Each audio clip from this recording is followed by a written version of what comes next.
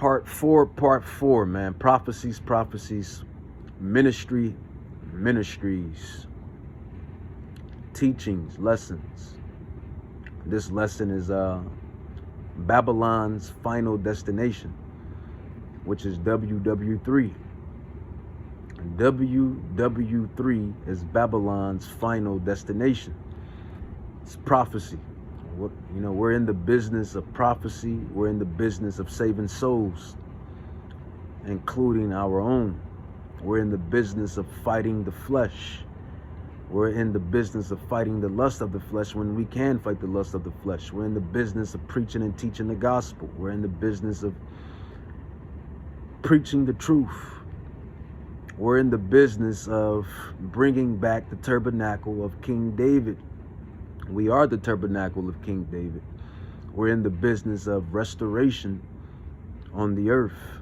Isaiah 14:21, it says, prepare slaughter. This is what Yahweh has ordered, has deemed. It says, Isaiah 14:21, it says, prepare slaughter for his children. Slaughter.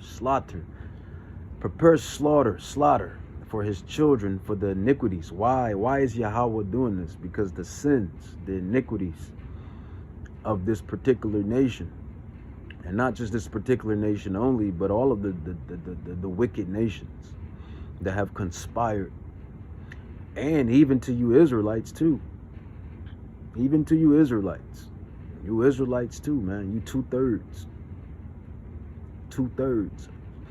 Isaiah 14:21, it says, prepare slaughter, but this is deemed more at the Edomite.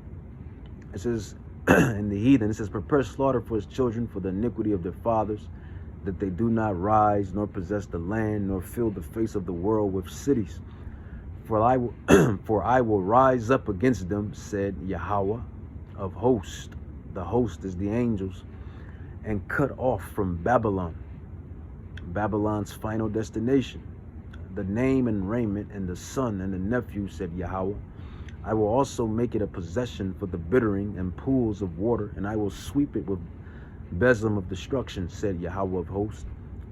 Yahweh of hosts, that host is the angels. Yahweh sits on the throne. Yahweh Shai sits to the right of him, and then you have the angels. You have the angels as the host. It says the Lord of hosts, and I believe you have us up there as well, as far as humans go. The Lord of hosts, because like I said, we're all spirits. It's just that humans are spirits wrapped in flesh. It says the Lord of hosts have sworn, saying, surely as I have thought, so shall it come to pass, and as I have purposed, so shall it stand. That I will break the Assyrian in my land, and upon my mountains tread him under foot. Then shall his yoke depart from off them, and his burden depart from off their shoulders. This is the purpose that is purposed upon the whole earth, and this is the hand that is stretched out upon all the nations, the heathens, the Gentiles. So Yahweh, he has a bone to pick. He has a bone to pick with these nations. He has a bone to pick with these nations. Isaiah 34. This is all talking about Babylon, and it's going on the king of Babylon, which is Esau. Edom and Babylon are synonymous. They're synonymous with one another. It says for I have the NLT. I have the NLT. I believe that's new. Is that New Literature Translation, or is that new?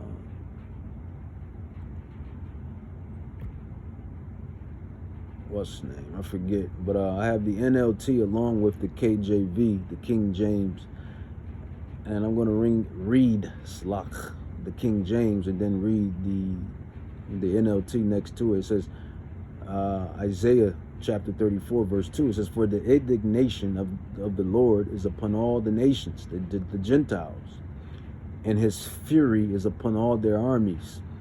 Now this is that World War III, WW3. He have utterly destroyed them. He have delivered them to the slaughter. And that's what's going to happen. That's prophecy. Babylon's final destination is WW3, which is prophecy. And that's what we do. We prophesy. We prophesy what's going to happen before it happens. And this is what's going to happen. Verse 2, NLT, it says, for the Lord is enraged against the nations. Those nations are the heathens, the Gentiles. His fury is against all their armies. He will completely destroy them, dooming them to slaughter. This is what's going to happen. WW3. Verse 3, it says, their slain also shall cast out, and their stink shall come up out of their carcasses. You know, when the war takes place, that's usually what happened when the body starts to rot, right? When the spirit leaves the body and the flesh rots, you know, the stink comes from the carcasses. It says, and the mountains shall be melted with their blood. It says, their dead will be left unburied, NLT, and the stench of rotten, didn't I say that? Rotten? The stench of rottingness or rotting bodies will fill the land. The mountains will flow with their blood. WW3, Babylon's destination, final destination specifically. It says, and all the host of heaven shall be dissolved, and the heavens shall be rolled together as a scroll, and all their hosts shall fall down as the leaf falleth off from the vine, and as a falling fig from the fig tree. NLT, it says, the heavens above will melt away and disappear like a rolled up scroll. The stars will fall from the sky like withered leaves from a grapevine, or shriveled figs from a fig tree. Verse 5, it says, for my sword shall be bathed in heaven. This is Yahweh. This is what Yahweh is declaring through the prophet Isaiah and through us, the prophets of today, the modern prophets, prophesying prophets, to basically tell, to give intel and to tell what's going to happen before it happens. It says, for my sword shall be bathed in heaven. Behold, it shall come down upon Idumea, upon the people of my curse, to judgment. NLT, it says, and when my sword has finished its work in the heavens, it will fall upon Edom, the nation I have marked for destruction. And as a reader, you know, for you, I'm just going to say as a reader, you'll have to, you know, you kind of sit and dwell like, why is he so angry with one of my favorite lines. I always say this in my ministry, in these lessons. You know, he's actually,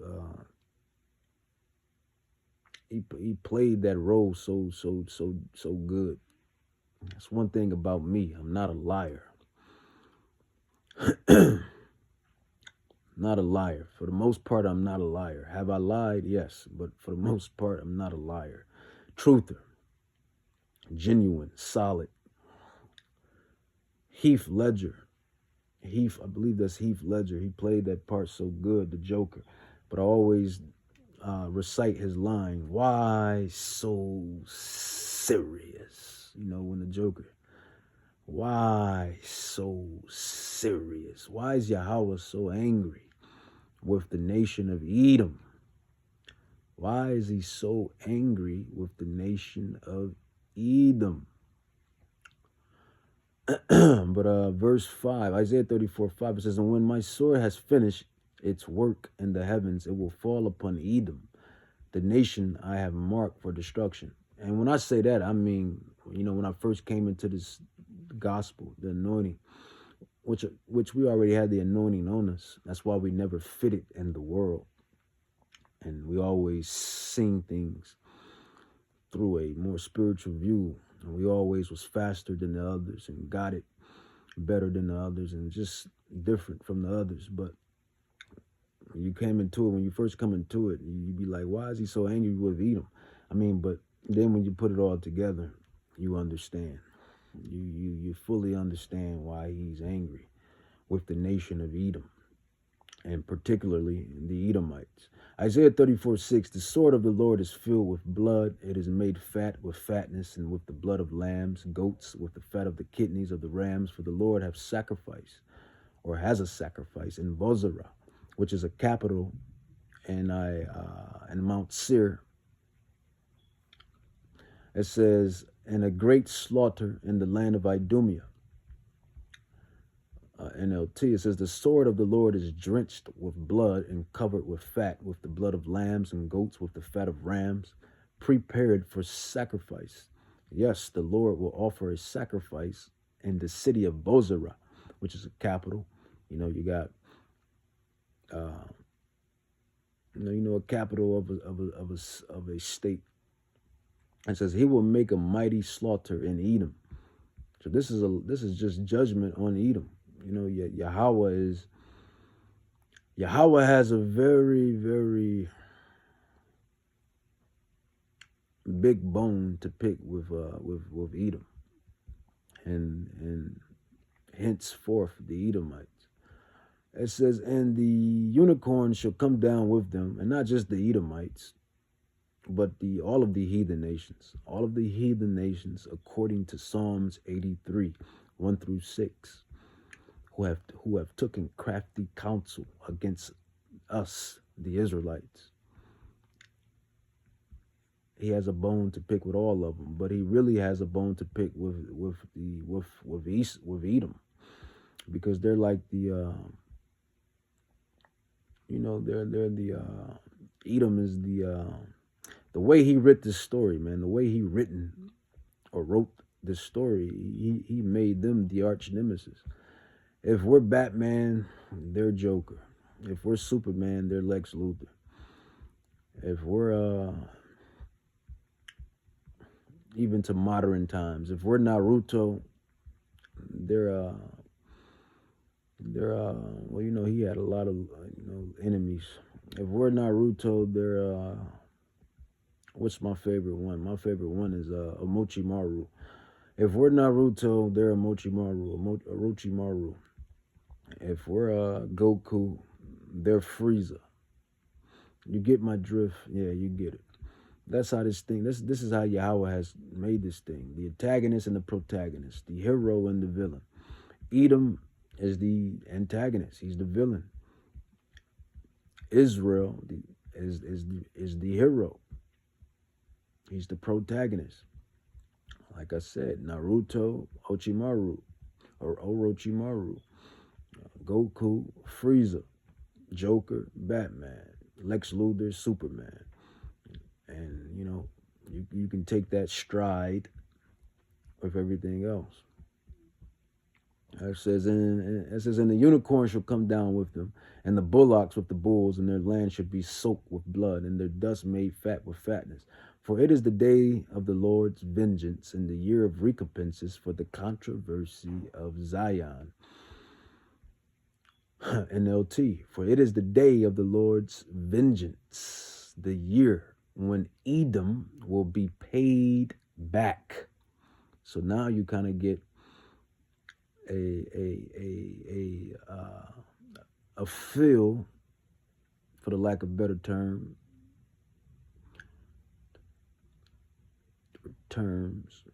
Now you kind of get a backstory on why he's so angry with this particular nation. Really all of the heathen nations, but more so with this particular nation. It says, for it is the day of the Lord's vengeance, the year when Edom will be paid back. So that means Edom was doing some stuff. Yeah. Edom was doing some stuff. Edom was doing some stuff.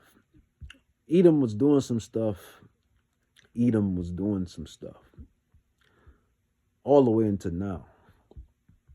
Edom was doing some stuff. It says, for it is the day of the Lord's vengeance, the year when Edom will be paid back for all it did to Israel. Yeah.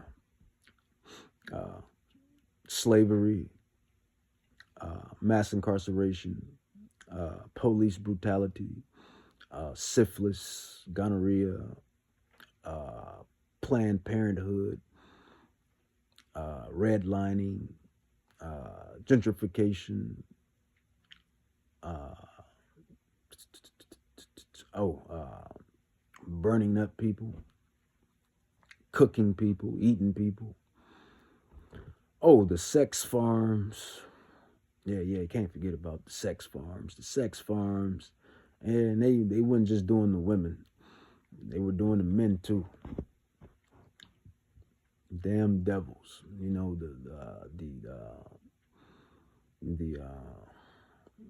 yeah, yeah. I see why he's angry. Yeah. The lies, the whitewashing, uh, laboratories underground, splicing genes, the artificial intelligence, 3D printing of meat, flesh, uh, the rituals, blood sacrifices, and pedophilia. Yeah, it makes sense. It's all making sense. It's all making sense. GMOs, pesticides. Did I say that? Oh, chemtrails, weather manipulation. Yeah. It makes sense. It's all making sense. Isaiah 34, verse 9, it says, and the streams thereof shall be turned into pitch, and the dust thereof into brimstone, and the land thereof shall become burning pitch. It says, the streams of Edom will be filled with burning pitch, and the ground will be covered with fire. Oh, the money system, the monetary system, got rid of this. Didn't necessarily get rid of it, but technically did. Took silver and gold off the money standard and came in with this petrodollar, BS, and made this fake monetary system. And now he's coming down with the this digital mark, the MO to the TB. And he's going to turn you to a damn android. It's going to try to turn everybody into a damn android. This is what Edom wants to accomplish. The mark. He wants to turn everybody into a damn droid. The mark of the beast, the radio frequency ID. So, I get it all makes sense why Yahweh is had it to the top. It all makes sense, man. The receipts, as we say in the street, right? Them receipts, pull them receipts. Let me see them receipts. Esau has a lot of receipts. Isaiah 34 says, and it shall be quenched night nor day. The smoke thereof shall go up from forever. From generation to generation it shall lie waste. None shall pass through it forever and ever. NLT, this judgment on Edom will never end.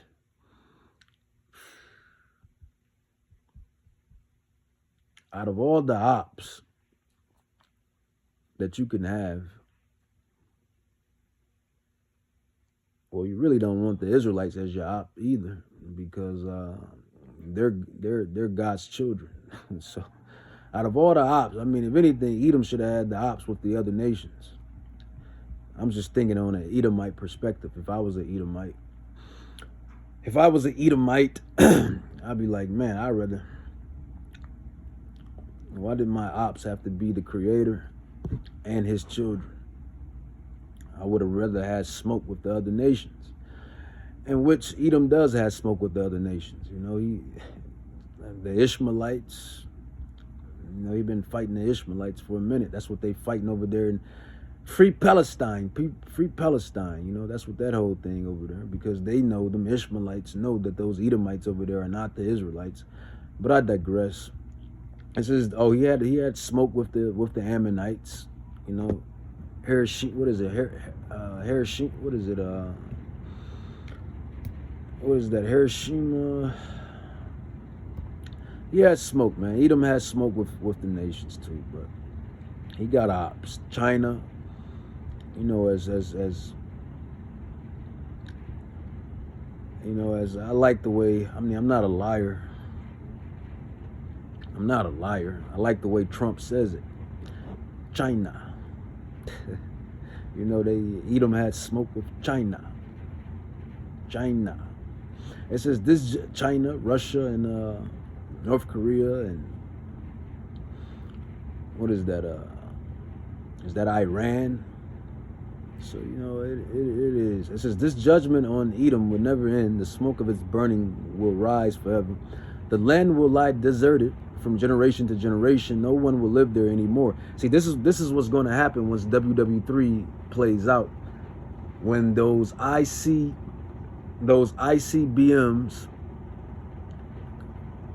intercontinental ballistic missiles, I believe that's the wording, intercontinental ballistic missiles, ICBMs. When the ICBMs hit the land of the north, the land of the north,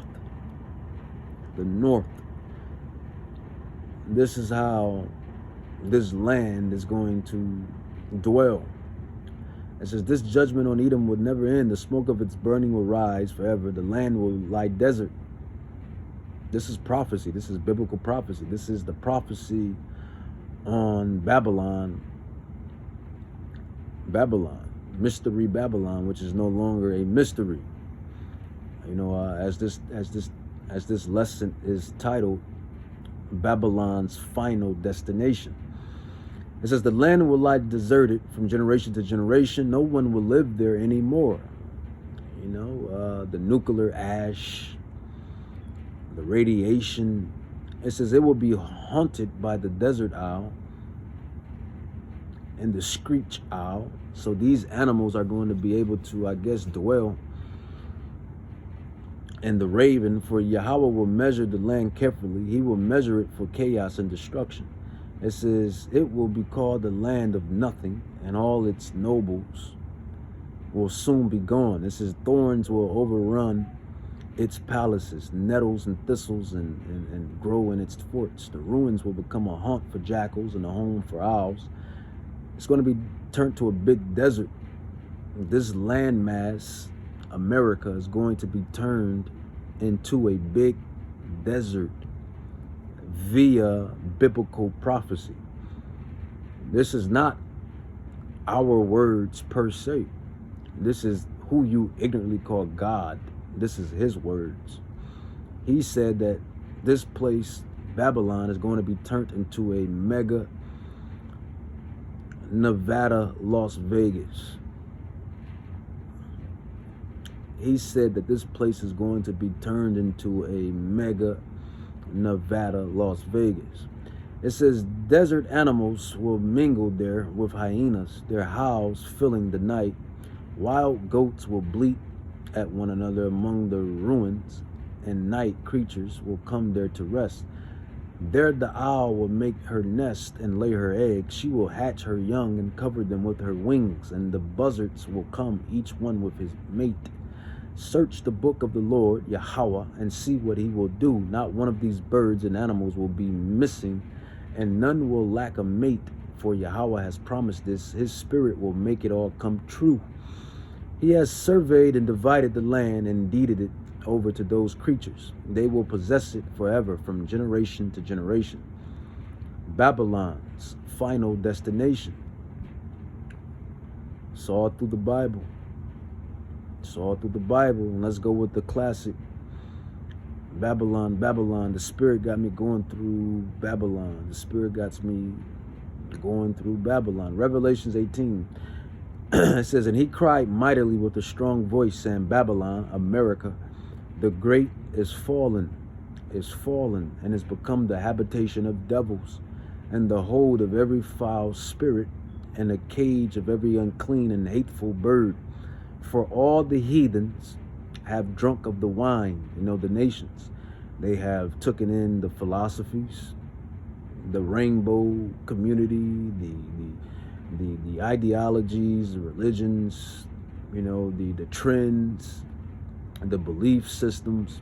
For all the heathens have drunk of the wine, of the wrath of her fornication, and the kings of the earth have committed fornication with her, and the merchants of the earth are waxed rich through the abundance of her delicacies. It says, and I heard another voice from heaven saying, come up out of her, my people. So this is what Yahweh, Bahashim, Yahweh Shai is saying unto the elect. This message is really into the election, because you 2/3 Israelites, you're just going to be 2/3 Israelites. Don't even matter. You heathens and you 2/3 Israelites are just going to be what you're going to be, according to prophecy. It says Revelations 18:14. So this is for the elect, to the elect. It says, and I heard another voice from heaven saying, come up out of her, my people, that ye be not partakers of her sins. The only people that's going to come up out of her the right way, according to doctrine, is the elect of the house of Judah and the elect of the house of Israel. It says, for her sins have reached into heaven, and Yahweh has remembered her iniquities. Reward her even as she rewarded you, and double unto her, double according to her works. And the cup which she hath filled, fill to her double. How much she hath glorified herself and lived deliciously, so much torment and sorrow give her. For she says in her spirit, her heart, her mind. And I find that funny, because the women in this country, most of the women, I would say, in this country are also proud like this too. Most of the women, not saying all of the women, but most of the women has this same spirit, that proud,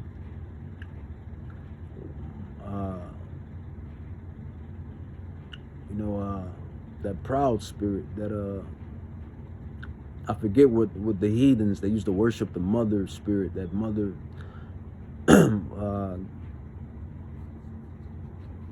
what's that? I forget. That mother worship spirit, that woman worship spirit. I forget which heathen nations used to sacrifice unto that God, worship that God. It says, but that spirit is back and is here. It says, how much she have, that pagan God is back. It says a lot of pagan gods are back. It says, how much she have glorified herself and lived deliciously, so much torment and sorrow give her. For she says in her spirit, her mind, her heart, I sit as a queen, I am no widow, and shall see no sorrow. And therefore shall her plagues come in one day, death and mourning and famine, and she shall utterly be burned with fire. For strong is Yahweh who judge her, and the kings of the earth who have committed fornication and lived deliciously with her shall bewail her and lament for her when they shall see the smoke of her burning, standing afar off for the fear of her torment, saying, at last, that great city, Babylon, which is America, that mighty city, for in 1 hour is thy judgment come. And that's going to be WW3. But you're going to have all of these things leading up to WW3. We're the prophets, the apostles, the teachers of the house of Judah and Israel. We're not just saying it's just going to happen like that in a split second. I mean, Yahweh can make it happen like that. Tomorrow can be World War III if Yahweh wants to move it. If he wants to shake it up and move it that quick. But this stuff is going to, gradualism. Yahweh moves with gradualism. Prophecies. Gradualism. That's this devil, he copies Yahweh. He moves with gradualism. Yahweh moves with gradualism via prophecies. So you're going to have, the financial collapse. You're going to have the mark of the beast. You're going to have people out here going ape-ish. People are going to be going ape-ish. You're going to have riots, civil unrest, civil war. You're going to have end-time apocalyptic scenarios happening all over this dirty kingdom. And it's going to build and build. And then you're going to have the men that's going to be suited and booted to go to war. And you women is going to be suited and booted to go to war. And you're going to have the draft and whatnot. You're going to have stuff commence and take its course. You're going to have these things play out. And then you get to the latter prophecies. Boom, WW3. Boom, the return of Hamashiach, Yahweh Shai. Boom, the mark of the beast. This is how prophecy happens. Gradualism. It says, and the merchants of the earth shall weep and mourn over her, for no famines, pestilences. You're going to have diseases, viruses, Going to have famines, no food, no water. Going to have people fighting and killing over food and water. Going to have people fighting and killing over women. You're going to have all the stuff that you see in them end time apocalyptic movies. It's going to happen. It says, and the merchants of the earth shall weep and mourn over her, for no man buyeth the merchandise anymore, the merchandise of gold and silver and precious stones and of pearls and of fine linen and purple and silk and scarlet and all thy wood and all manner of vessels of ivory and all manner of vessels of most precious wood and brass and iron and marble. All of this materials, this place is big on material possessions. This place is big on materialism. And don't get it twisted. There's nothing wrong with materialism, but it's all about balance. And it's always about remembering who created the materials in the first place. Yahweh Bahashim Yahushai. He created it in the first place.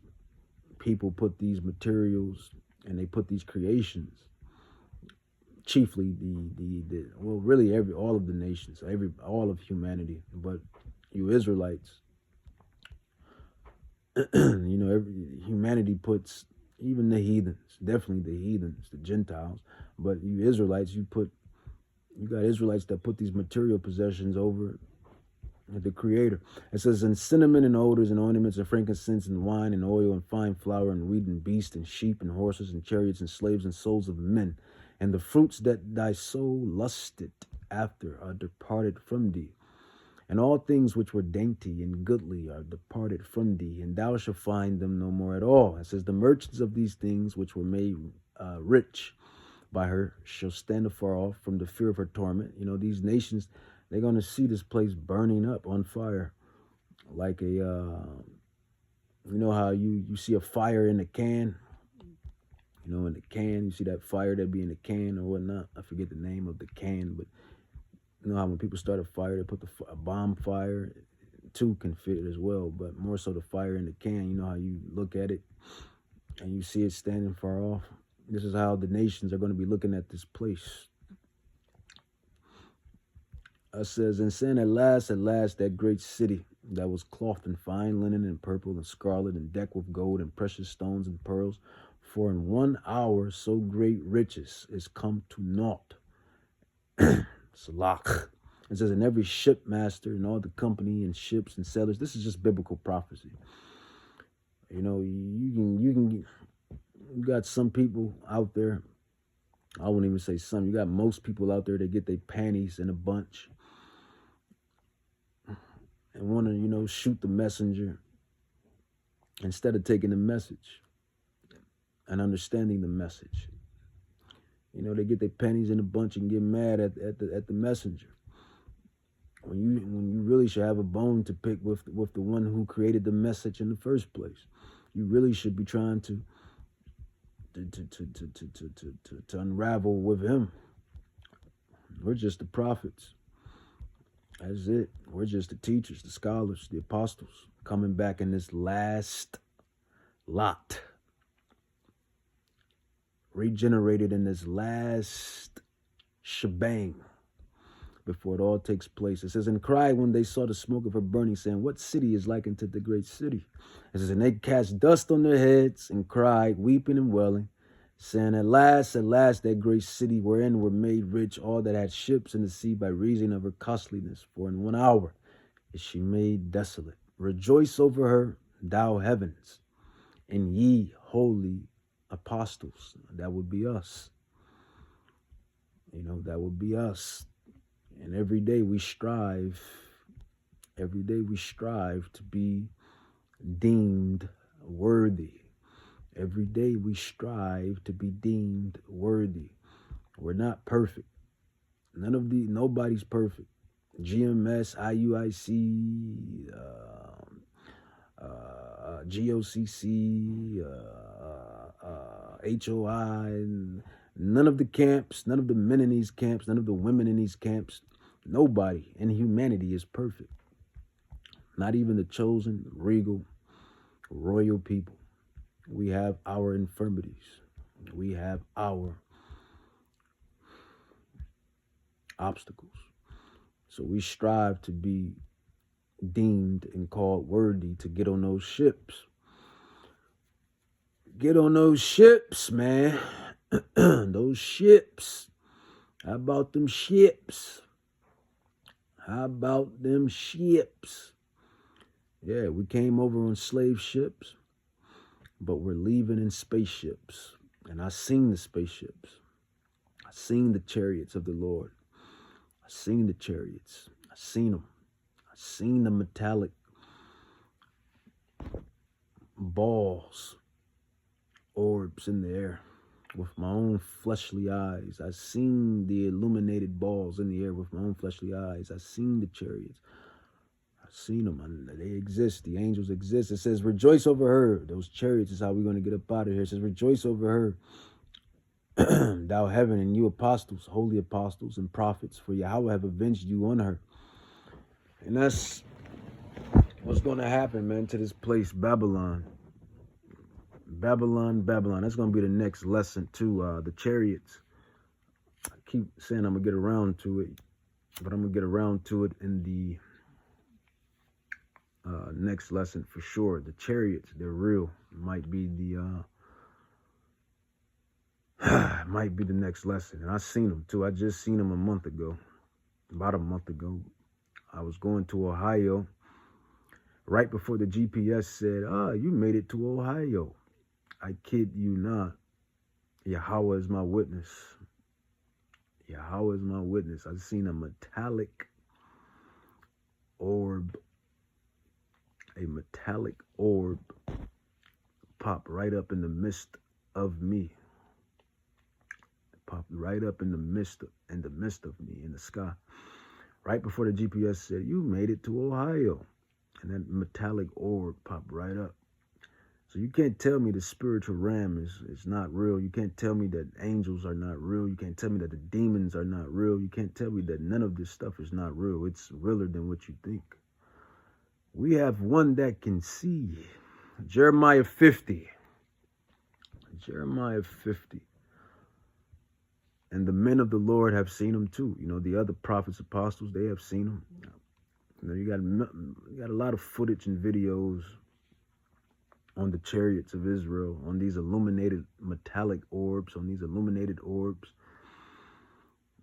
All of the videos, all of the footages on these disc UFO-like objects. You know, the devil, which is the deceiver, he calls them UFOs, but the Bible tells you they are the chariots. They are the vehicles that's going to get us up out of here in due season. We're leaving in ships. We're leaving in ships. How about them ships? Prophecies, prophecies, prophecies. The Israelites came here by the way of slave ships in those nasty, disgusting, diabolical conditions. And now we're going to leave in magnificent, glorious, brilliant fashion. We're going to leave in those chariots. Jeremiah 50, it says, specifically 51, Prophet Jeremiah 51, it says, thus said Yahweh, behold, I will raise up against Babylon, America. It says, and against them that dwell in the midst of them that rise up against me a destroying wind. Now you have to understand these prophecies, they go twofold. The prophecies go twofold. They go one-fold, two-fold, threefold. They go many folds, multi-folds, multiple folds. So yes, Jeremiah is in the old Babylon. And yes, some of this is pertaining to the old Babylon, but when you read between the lines with the spiritual eye, this is talking about this Babylon here. You can filter it out with the spiritual eye. It says, thus said the Lord, behold, I will raise up against Babylon and against them that dwell in the midst of them that rise up against me a destroying wind. What is that destroying wind? That he's going to rise up against those that hate him and go against him. That's those ICBMs, nuclear destruction. It says, and I will send into Babylon fanners that shall fan her and shall empty her land, for in the day of trouble they shall be against her round about. All of these nations are going to lift up those nuclear, I forget what you call it, call them. They're going to lift them suckers up. And they're going to be ready to aim it towards this place. It says, and against him that bend, let the archer bend his bow. And against him that lift himself up in his, brigadine. It says, and spare ye not her young men, destroy ye utterly all of her host.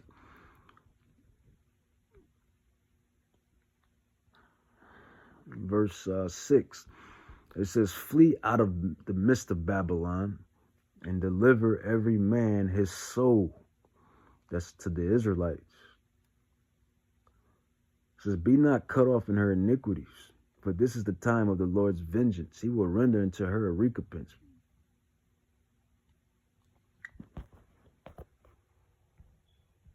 Flee out of the midst of Babylon. That's talking about spiritually. The philosophies, the ideologies, the deception,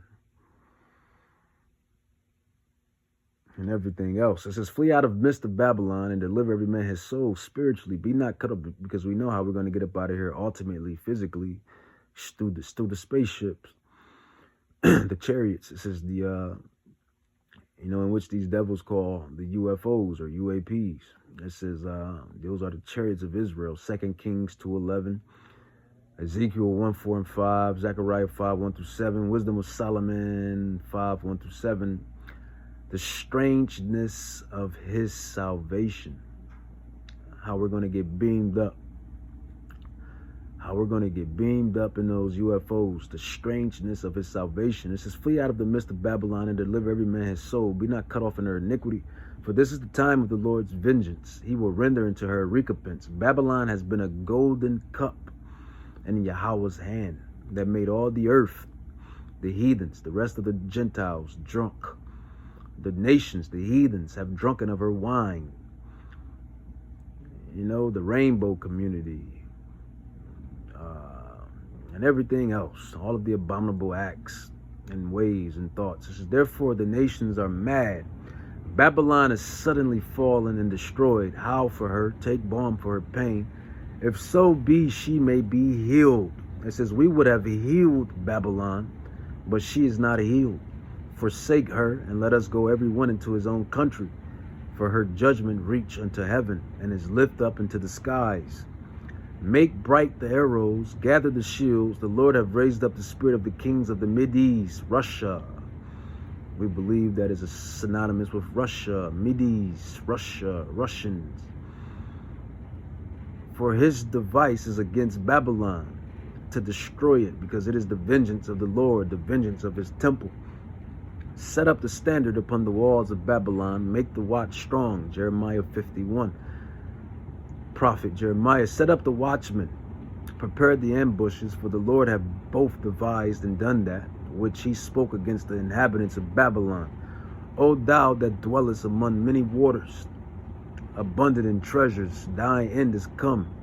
The measure of thy covetousness, the Lord of hosts hath sworn by himself, saying, surely I will fill thee with men as with caterpillars, and they shall lift up and shout against thee. I will render unto Babylon, America, and all of the places with the ideologies and philosophies as such, and to all the inhabitants of Chaldea, all their evil that they have done in Zion, in your sight, said Yahweh. And I'm going to cut it short right there, but if you read down to about 67, Yahweh goes in on Babylon. This lesson has really been a deep dive into Babylon, man. Deep dive into Babylon. So Babylon's final destination, WW3. That's Babylon's final destination, WW3. WW3. Everything is leading up. The mark of the beast, radio frequency ID chips, digital ID, mark of the beast. It's all going to lead up to World War III, WW3. And I'm going to end it with Luke 12:49, Yahweh Shai, Hamashiach, Yahweh Shai. It says, I am come to send fire on the earth. And what will I, even the phone had to dive in. It says, I am come to send fire on the earth. I am come to send fire on the earth. This is what Yahweh Shai has deemed worthy. I am come to send fire on the earth, metaphorically and eventually literally. I am come to send fire on the earth. Luke 12:49, Yahweh Shai. Mashiach, Yahweh Shai. It says, and what will I, if it already be kindled? With that, I'm going to say, Kahlamla, Yahweh, Bahashim, Yahweh Shai, Bahashim, Rakak, Chadash, Barakata, Yahweh, Barakata, Yahweh Shai. Another day's work in the ministry work. Babylon's final destination. Desolation. That's the destination for Babylon. Desolation, destruction, eradication. Hence, Yahweh's words, which is biblical prophecy. No mortal, heathen or Israelite, and we're not just any mortals, the prophets, but no mortals can stop prophecy. Shalom.